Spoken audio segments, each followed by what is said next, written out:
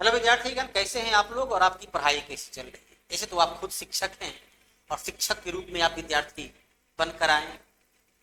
तो विद्यार्थीगण और शिक्षक सबसे महत्वपूर्ण है किसी टॉपिक पर कैसे कंसेप्ट होनी चाहिए। एक टॉपिक से एक नहीं कई कई प्रश्न को पूछा जाता है और कैसे उसे हम क्रमबद्ध तरीके से अध्ययन करें ताकि उससे जुड़ा हुआ जब प्रश्न आए उसको बड़े आसानी से हल कर।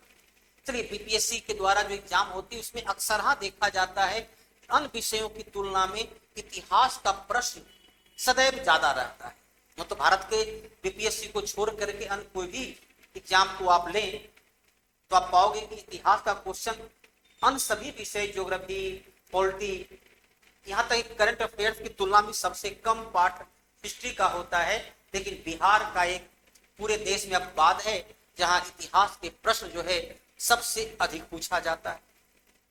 चलिए, आज आपके सामने इतिहास का ही एक छोटे से अध्याय को लेकर रख चलते हैं। किस प्रकार से देखिए हम उसको क्रमिक रूप से अध्ययन करें। आपको सिलेबस में लिखा है भारतीय स्वतंत्रता संग्राम।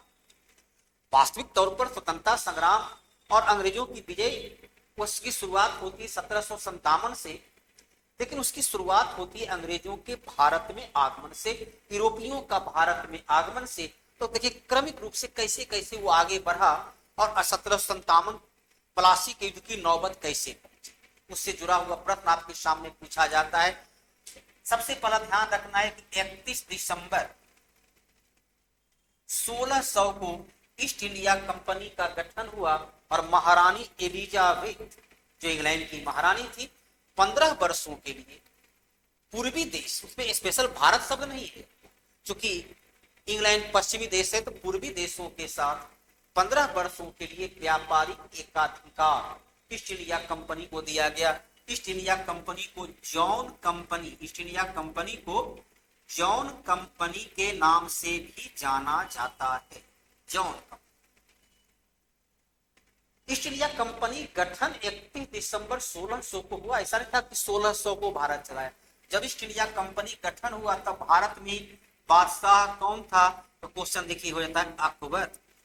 ईस्ट इंडिया कंपनी का पहला व्यापारिक जहाज वो पहुंचता है 1608 ईस्वी में।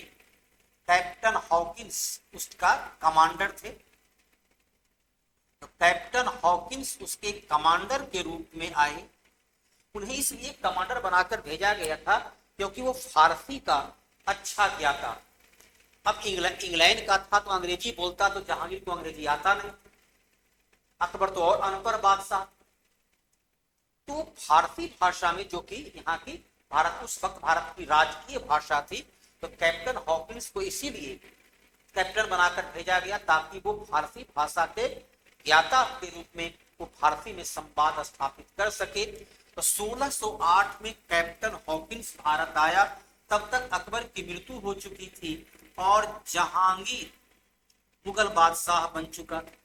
अर्थात कैप्टन हॉकिंस का मुकाबला ये कहाँ होती है, तो जहांगीर से होती है। जहांगीर के दरबार में आया, लेकिन जहांगीर उससे काफी प्रभावित हुआ। उसकी फारसी भाषा के ज्ञान के कारण कैप्टन हॉकिंस को उसने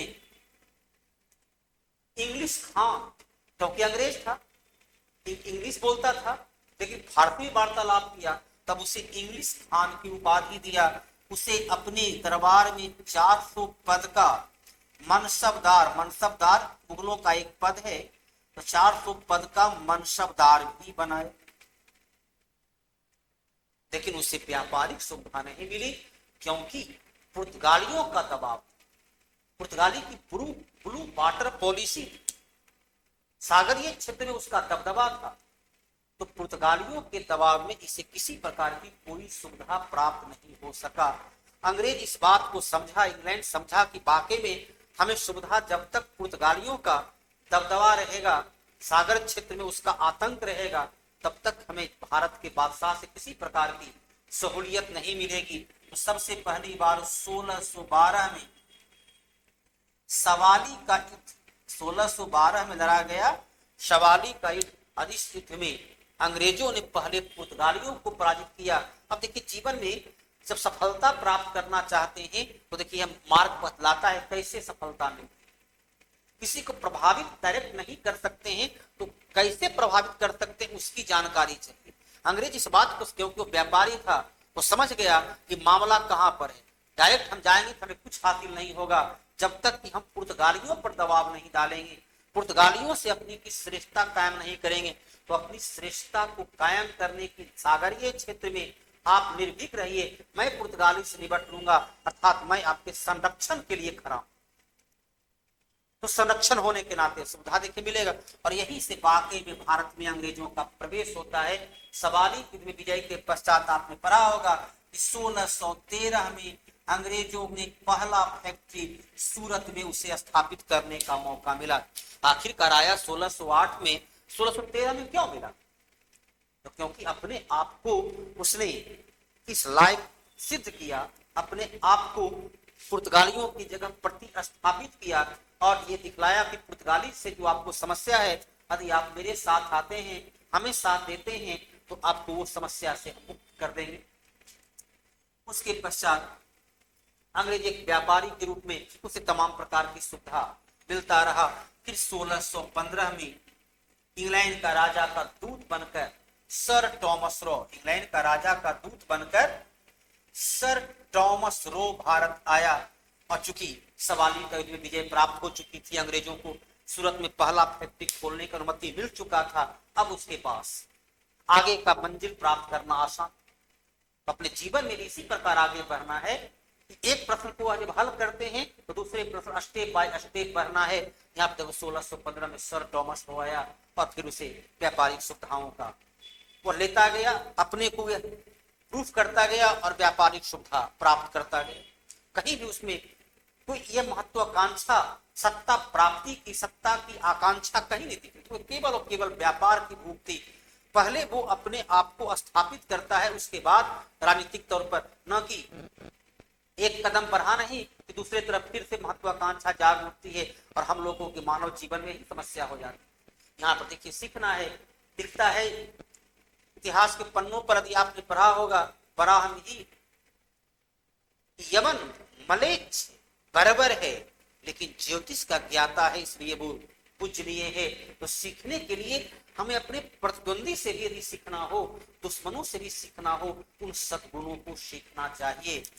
अब आइए 1615 में सर टॉमस रो के पश्चात सबसे पहली बार 1633 में पूर्वी तट पर, अब तक वो पश्चिम तट पर, तो पूर्वी तट पर उसे व्यापारी कोठी सबसे पहले उड़ीसा के बालासोर में, उड़ीसा के बालासोर में वो पूर्वी तट पर अपना प्रथम फैक्ट्री, प्रथम गोदाम की स्थापना करता है। उसके पश्चात जो है सबसे पहली बार 1651 अंग्रेजों को बंगाल में, अब तक वो पश्चिम दक्षिण भारत में था, पश्चिम भारत में था, अब उसे बंगाल में व्यापार करने की पहली बार अनुमति मिली। और वहां जो अनुमति दिया गया, वहां का तात्कालिक गवर्नर था शाह सूजा। शाह सूजा कौन था? तो शाहजहां का पुत्र औरंगजेब का भाई था। तो शाह सूजा ने उसे बंगाल में व्यापार करने की अनुमति दिया। फिर 1672 में अंग्रेजों को मात्र 3000 रुपया वार्षिक, 3000 रुपया वार्षिक के बदले कर मुक्त व्यापार, कर मुक्त से तात्पर्य है मुगल बादशाह जहांगीर या मुगल बादशाह चलिए औरंगजेब किसी प्रकार का कोई कर नहीं देंगे, कोई टैक्स नहीं देंगे, कोई शाहजहां टैक्स नहीं देगा। आप सामान खरीदिए, 3000 रुपये एक मुश्त दीजिए और फिर जो आम जनता से या उत्पादक से सामान खरीदिए और यूरोप के बाजार तक पहुंचाइए, क्योंकि भारत में सरप्लस उत्पादन था, भारत को यूरोप की बाजार की जरूरत थी और यूरोप को भारतीय वस्तुओं की जरूरत थी। तो 3000 रुपया वार्षिक के बदले उसे कर मुक्त व्यापार की अनुमति मिली। 1698 से देखो शुरू होती है, अर्थात लगभग 100 वर्ष के बाद अब उसकी राजनीतिक आकांक्षा प्रतिफलीभूत होते दिखती है। 100 वर्ष तक वो राजनीतिक आकांक्षा से अपने को मुक्त रखा, अपने को व्यापार के रूप में पूरी तरह स्थापित किया। और सबसे पहली बार 1698 में मात्र 1200 रुपया के एवज में उसने सूता नाती, काली घाट और गोविंदपुर, कालीघाट और गोविंदपुर, इन 3 गांव की जमींदारी प्राप्त की। अर्थात वो पहले 3 गांव का शासक बना और इसी तीनों गांव के पास अंग्रेजों ने 1698-99 में कलकत्ता, जिसे भी हम कहते हैं, उस कलकत्ता नगर की स्थापना करवाया। उसके पहले वहां पर उसने फोर्ट विलियम, एक किला का निर्माण करवाया ताकि अपने जो सामान खरीदे उसे वहां सुरक्षित रूप से रखे। तो किला के चारों ओर, और ये 3 गांव और किला के चारों ओर जिस नगर की स्थापना हुआ उसे कलकत्ता कहते हैं, जिसका संस्थापक कौन था? जॉब चारनाक। तो जॉब चारनाक कलकत्ता शहर की स्थापना 1698-99 में कहां पर करवाया? तो सूतानाती, कालीघाट, गोविंदपुर और फोर्ट विलियम किला के चारों ओर जो उसके व्यापारिक लोग आएंगे उसके रहने सहने, उसका भोजन यापन, उनकी तमाम सुविधा के लिए बाजार बनाया। और वही आज जो है फलता फूलता नगर कलकत्ता के नाम से जाना जाता है, कोलकाता के नाम से जाना जाता है। तो अंग्रेजों ने पूर्वी भारत को अपनी सत्ता का केंद्र बनाया, अपनी राजनीतिक आकांक्षा केंद्र बनाया और सफल रहा, जबकि फ्रांसीसी दक्षिण को बनाए और असफल रहे। तो कौन कहां पर ध्यान देता है कि हम कहां से आगे बढ़ सकते हैं?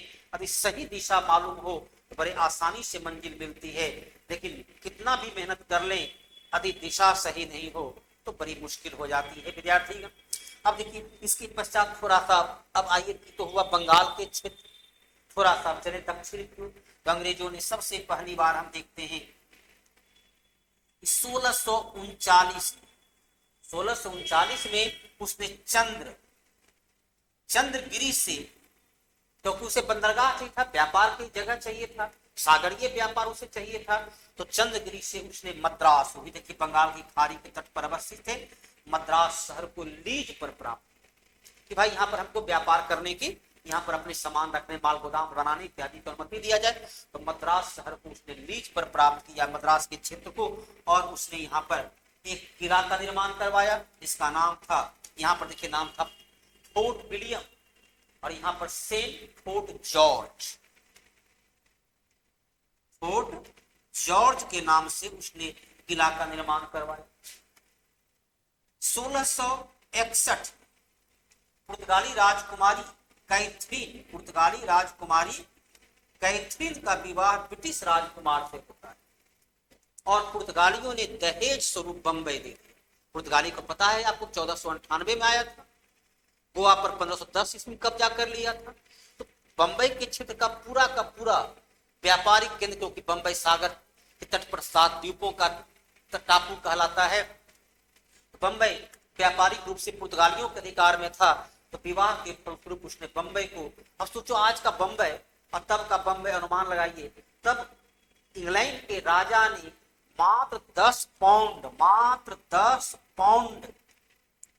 वार्षिक किराया पर, एक वर्ष में 10 पाउंड किराया देगा ईस्ट इंडिया कंपनी, और कहा ठीक है यहाँ से आप व्यापार कीजिए।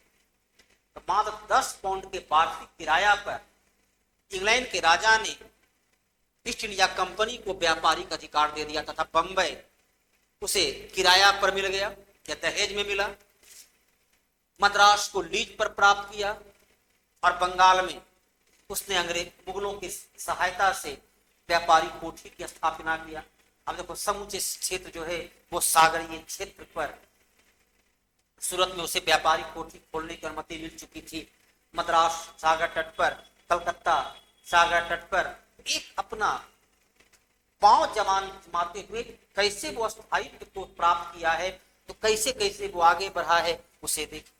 बंबई, मद्रास और कलकत्ता तीनों सागरीय तट पर अवस्थित, तीनों अंतरराष्ट्रीय मार्ग पर अवस्थित को उसने पहले अपने गिरफ्त में लिया, और तब जो है सुबह अपने राजनीतिक मंजिल की ओर प्रस्थान करता है। उसके पश्चात राजनीतिक मंजिल में कहीं कहीं हम लोग भी उत्तरदायी होते।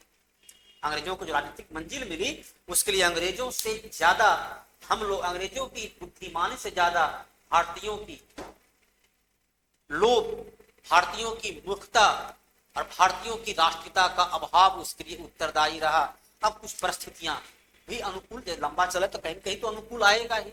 तो अनुकूल परिस्थिति को कैसे आप अपने लिए बना सकते हैं? ऐसे मनुष्य की परिभाषा क्या है कि मनुष्य एक विवेकशील पशु है। जो काम पशु करता है वो काम हम लोग भी करते हैं, लेकिन उसके पास विवेक नहीं। इतिहास के पन्नों पर पढ़ते हैं कि मानव का जीवन खाना बदोश था, कच्चा मांस खाते थे, सी कच्चा मांस खाते रह गए और हम लोग जो है सो अंतरिक्ष तक पहुंच गए, क्योंकि उसके पास विवेक नहीं था। उसने प्रकृति को अपने अनुकूल नहीं बनाया और हमने विवेक के बल पर प्रकृति को अपने अनुकूल बना लिए। यही अंतर है मनुष्य। यहाँ पर देखो अंग्रेजों ने वही प्रकार काम किया, उसी प्रकार अपने विवेक का सही तरीके से इस्तेमाल किया। 1717 में मुगल बादशाह फर्रुखसियर, जिसका राज्याभिषेक पटना में हुआ, मुगल बादशाह यही एकमात्र ऐसा बादशाह रहा जिसका राज्याभिषेक पटना में हुआ। मुगल बादशाह फर्रुखसियर ने शाही फरमान के द्वारा अंग्रेजों को वो सभी अधिकार प्रदान किया जो उसे बंगाल के सूबेदार के द्वारा दिया गया था। अब आइए 1741 में बिहार का नायब सूबेदार, बिहार का उप गवर्नर अली बर्दी खान ने बंगाल का गवर्नर सरफराज खान की हत्या कर दिया और स्वयं बंगाल का नवाब बना। और यही से राजनीतिक तौर पर हम बदलाव देखते हैं। ऐसे जब तक 1741 से 1756 तक ही जिंदा रहा, तब तक अंग्रेजों को सिर्फ और सिर्फ अपनी टर्म ऑफ कंडीशन जो निर्धारित था उस पर ही व्यापार करने की अनुमति देता है। लेकिन इसने अंग्रेजों की तुलना मधुमक्खी से की। तहादी से न छेड़ा जाए तो ये प्रचुर मात्रा में मधु देगा, और यदि छेड़ा जाए तो काट काट कर लहू लुहान कर देगा। अर्थात अपनी भय और दहशत, कोई युद्ध नहीं हुई है, वो सीधा काम कर रहा है जो उसको व्यापार करने की अनुमति मिले, केवल उस पर काम कर रहा है।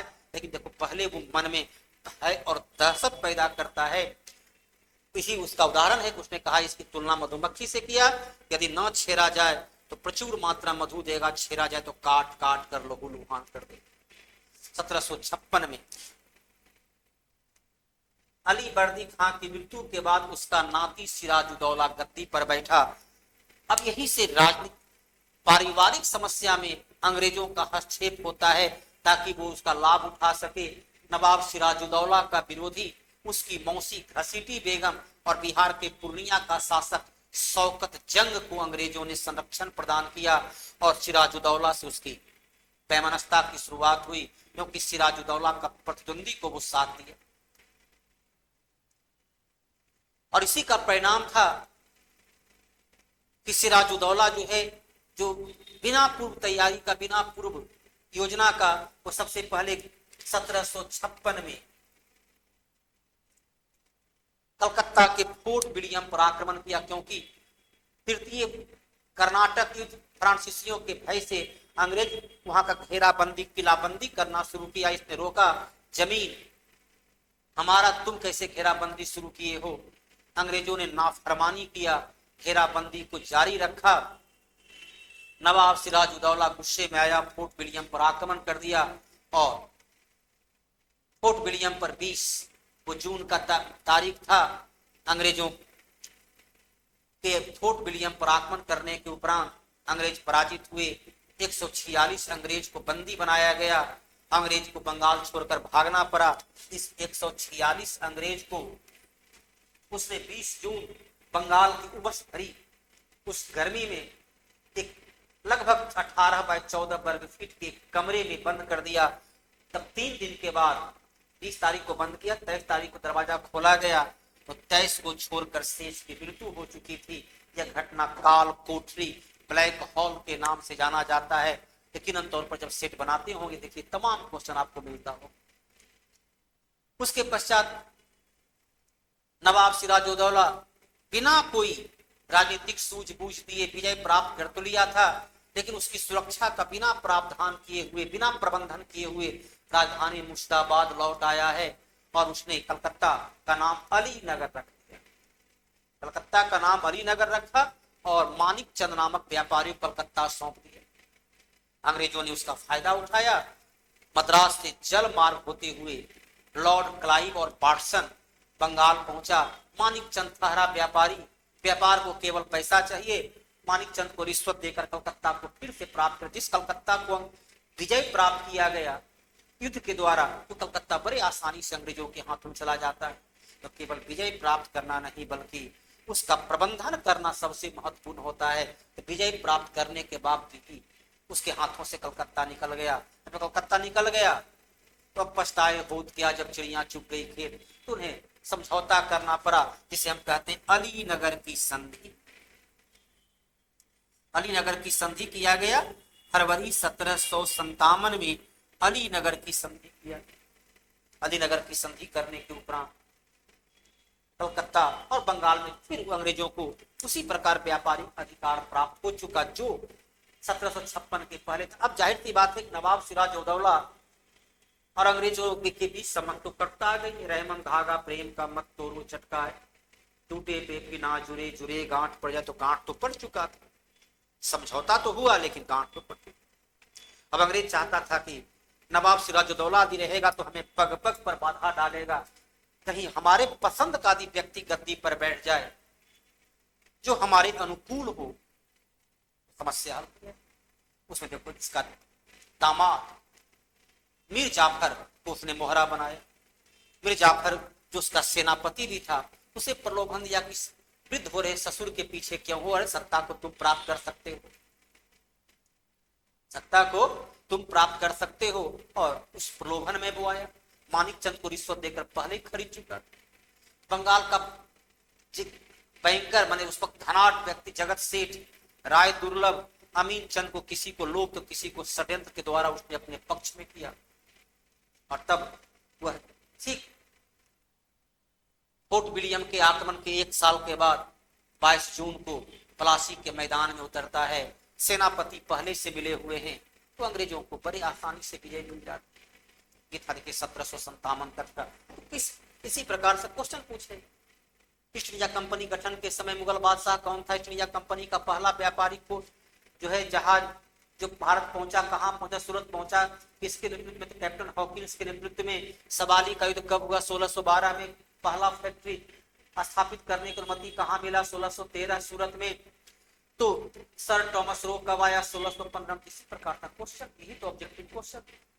तो एकदम इसी क्रमिक रूप से हम लोग पढ़ेंगे, सिलसिलेवार रूप से पढ़ेंगे ताकि पूरी कंसेप्ट के साथ प्रश्न को हल कर सके। चलिए धन्यवाद।